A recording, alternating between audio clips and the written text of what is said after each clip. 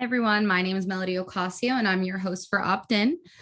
Today we're doing things a little bit differently. We're not going to be bringing in any guest speaker, but we're just going to be talking about one-on-one. And our topic today is the importance of being bilingual as a practitioner.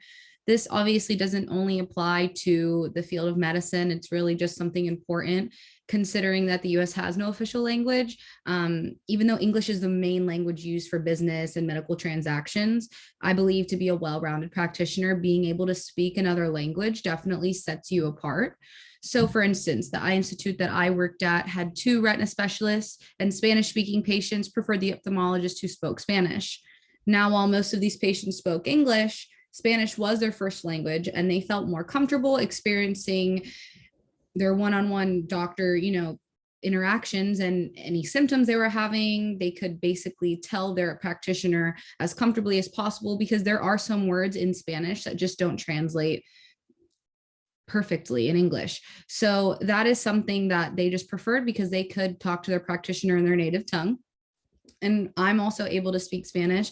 And so I became the translator for the office. So I would be pulled from working with my practitioner to go and translate for another doctor. So it came to a point where patients were asking for me to do all of their testing because they felt more comfortable with an individual who understood and could explain the tests that were being administered.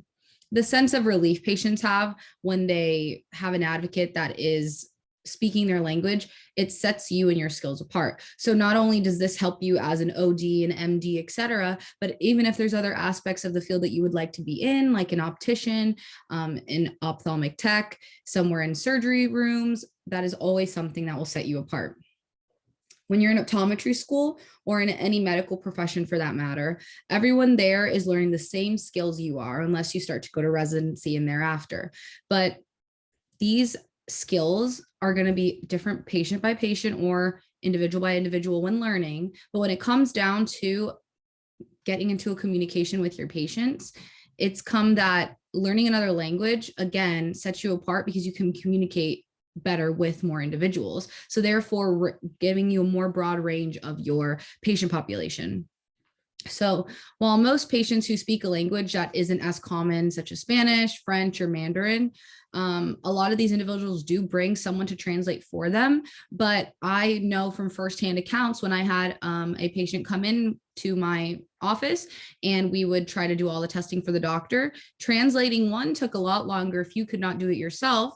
And two, at times, some of those questions I had asked to the person to translate for me, a lot of it wasn't being answered. So we would have to go through each question more often just to try to find out exactly what was wrong and how long this issue was occurring to a patient. So there's still not 100% knowing that all your information was relayed correctly if you don't at least know some of the key words and key phrases to ask a patient. That is why I will be giving some tips on how to start learning another language and some tips to apply to a private practice or introduced to an institution once you become a licensed OD. So first, I just believe the best way to learn is to immerse yourself in the culture and the language. So when it comes down to this is kind of the more finance-friendly, realistic option, if you will. Watching the news in that language. I know if we're talking about Spanish, there's going to be things like Telemundo, even just soap operas like telenovelas, things like that. They're going to definitely give you the better understanding of conversating, not just that textbook, how to put things in a grammar setting. And also, maybe even if you can't find a certain language, like in a different language like French or Mandarin, you can always try to find subtitles and put that to any of your English, normal channels, and you can see how certain words are translated and things like that. You can also try to put your iPhone setting or your Android setting or whatever phone you have to that language that you're trying to learn. For instance, Spanish is super easy to change to. For me, if I ever feel like I'm not conversating as much, if I'm away, if I just haven't had a lot of Spanish speaking patients in 1 week, I'll change my phone to Spanish. So I kind of have to navigate things that I normally wouldn't with another language. I also think that when you find a group of people that meet weekly and only speak that language, that's a great learning experience, whether it's a club, but it has nothing to do with speaking the language. It's, immersing yourself in something different. That allows you to definitely be more in that realistic, like real world type scenarios where you're just not talking about medical things, but you're talking about other things. So you can create a deeper connection with your patients. I remember when I was back in college, I wanted to learn American Sign Language. That's the language I would like to learn next. And my university had a fair where all they had was the clubs that were meeting up, and actually the deaf and hard of hearing community came and mentioned that they were going to start teaching ASL. And the reason they are allowed to put something like this together is they're bringing community members that actually are hard of hearing and deaf and connecting with individuals who don't know how to speak ASL. And that's how you ultimately like fuse that language and kind of fuse the barrier essentially that causes us to not be able to communicate clearly. And this was prior to COVID. So obviously I know a lot of things have changed with how operations like that occur now, but there are ways of doing it through Zoom. There are ways of just finding it online through just group meetings and things like that, where they have limited meetups. But at the same time, again, I feel like immersing yourself is going to give you that best option. Also, following social media pages that only post in that language allow you to kind of see the more tech side of that language. For instance, I believe an Instagram site worth following now, if you would like to learn Spanish, is ducom.lmsa. It's DUCOM.LMSA. This Instagram was started by the Latino Medical Student Association at Drexel University. And basically they post weekly, but they also post something that I thought was super interesting. And it's a phrase of the week. And that phrase of the week is something that is in Spanish, and it tells you exactly how it's translated and then why you're asking that to the patient. And although this is something that's just overall MD, it still applies to OD because you're still going to need a chief complaint from your patient. You're still going to want to know exactly how long they've been like having this issue, if anything's made it better or worse. Have they tried anything themselves? Have they seen an outside practitioner referred over? All these like little details are things that are definitely going to help you treat that patient better. So even though, again, while it's not optometry specific, I believe that's something that's good to just kind of like gain your knowledge on. And then again, all those posts are there so you can refer back to them and then just keep practicing those phrases to ask your patients when you're working with them one-on-one. And again, following social media pages is just something that I think we have the privileges of now in our day and age. Considering that everything's on the internet, I believe learning a language now is easier than it has ever been. One of the other resources I have for you is basically the other side of the Spanish or other language speaking services is to enhance your grammar and skills. Also just word recognition. Apps such as Duolingo are a great option. They're kind of quick and easy. So if you don't feel like you have a lot of time, but you still want to get your vocab kind of up to date, you can use those. They have flashcards, weekly events.